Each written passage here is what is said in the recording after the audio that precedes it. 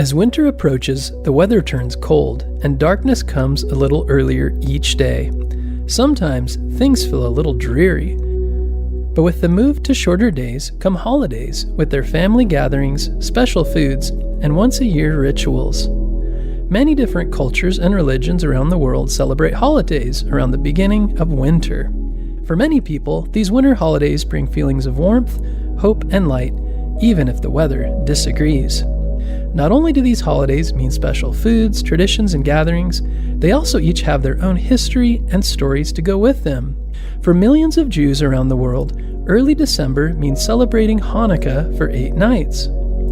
Hanukkah is a Jewish holiday that has its own meaning and history. Judaism is a very old religion that started in the part of the world we now call the Middle East. Jews believe in one God, just like Christians and Muslims. Judaism actually uses the same Bible as Christians, though only the first part, the Old Testament, which they call the Tanakh. They also have a special name for the first 5 books of the Bible, the Torah. They don't use the New Testament, which has the parts about Jesus.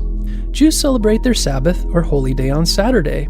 On that day, they might go to a worship service at a synagogue, and many avoid work and buying things.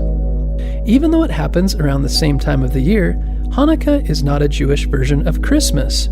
Christmas celebrates the birth of the Christian Savior, Jesus. Hanukkah celebrates a miracle that happened for the Jewish people over 2,000 years ago. Even though the Jews believe in the Old Testament of the Bible, this story isn't in the Bible.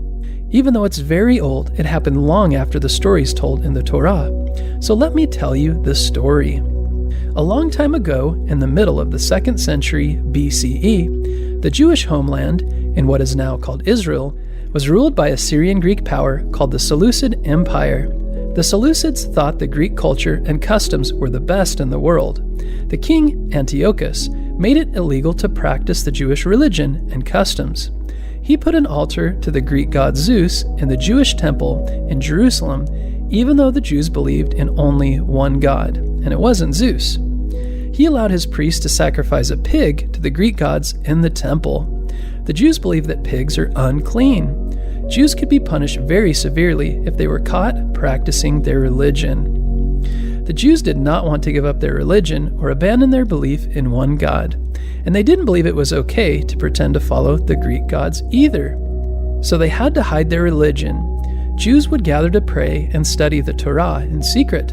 If a Seleucid patrol passed by, they would quickly hide their books and pretend to be playing a game with a spinning top.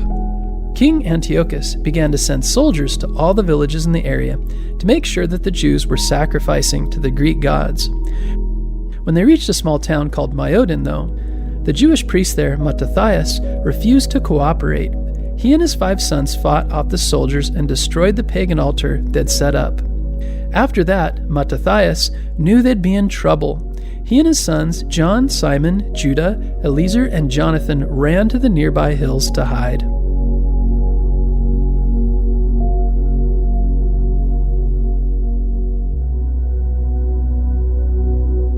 But they weren't done fighting for their right to practice their religion. The family returned with many other Jews who had fled persecution and started a revolt.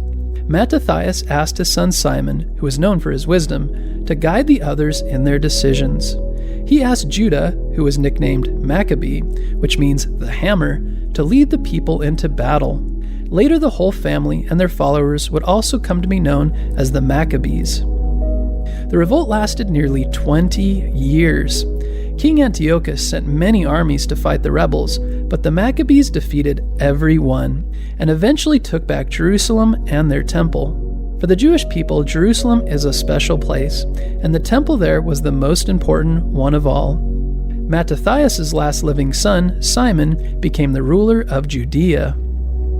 But the price of all the fighting was high. Even though they'd taken back Jerusalem, the temple had been nearly destroyed in the fighting. The temple lamp, called a menorah, had been stolen by the Seleucids.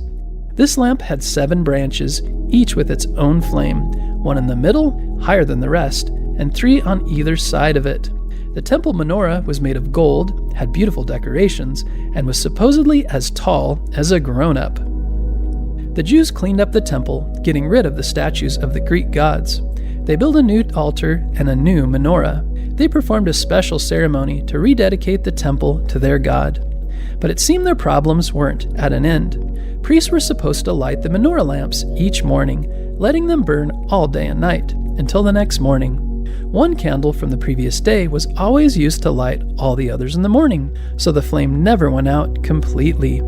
These flames were fed by the purest olive oil, but after all the fighting, there was only enough oil to light the lamp for one day. But then a miracle happened. The flames didn't die out by the next morning. Instead, the oil lasted for 8 days. This gave the Jews enough time to make more oil and ensure that the lamp wouldn't go out again. More importantly, the miracle gave them hope that their God was still there, protecting them and caring for them. He had literally given them light in a very dark time. The priests decided that every year the Jews would remember this miracle and the rededication of their temple by lighting candles for 8 nights. The celebration started on the 25th day of the month Kislev on the Jewish calendar. The Jewish calendar is based on the cycles of the moon, so it doesn't always fall on the same day in the Western calendar, but it's between late November and mid-December.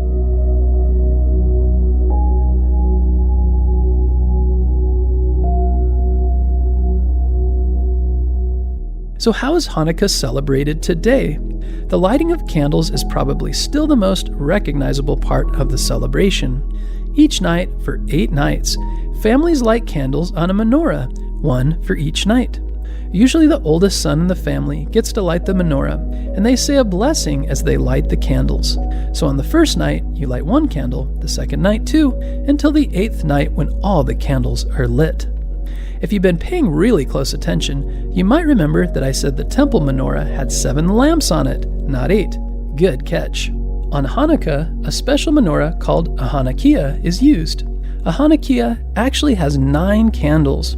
Traditionally, one is higher than all the others. This is called the shamash candle, and it's used to light the other candles each night. So each night there's actually 1 extra candle lit, the shamash.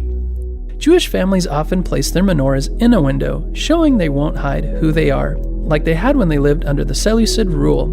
In many cities throughout the world, you might also see giant menorahs set up in public places, lit with an extra lamp each night of Hanukkah. But Hanukkah is more than lighting candles. Jewish families also gather together to reconnect and eat special meals. For Hanukkah, the tradition is to eat foods that are fried in oil to commemorate the miracle of the oil lamp. People eat fried potato pancakes called latkes and often topped with sour cream or applesauce. They also eat delicious jelly donuts called sufyan-gyot. Some families give small gifts to their children, though gifts aren't a big part of Hanukkah like they are for Christmas. One traditional gift is chocolate coins wrapped in gold foil called gelt. The gelt are also used in a game called dreidel at Hanukkah. A dreidel is a spinning top with 4 sides. If you remember, the Jews would often pretend to be playing with the spinning top if a Syrian passed by while they were praying. The dreidel has 4 Hebrew letters on it: Nun, Gimel, He, and Shin. These letters stand for the Hebrew words Nes Gadol Hayat Sham, which means a great miracle happened there. I won't go into all the details, but players each put a token or piece of gelt into a central pile or pot. Then they take turns spinning the dreidel.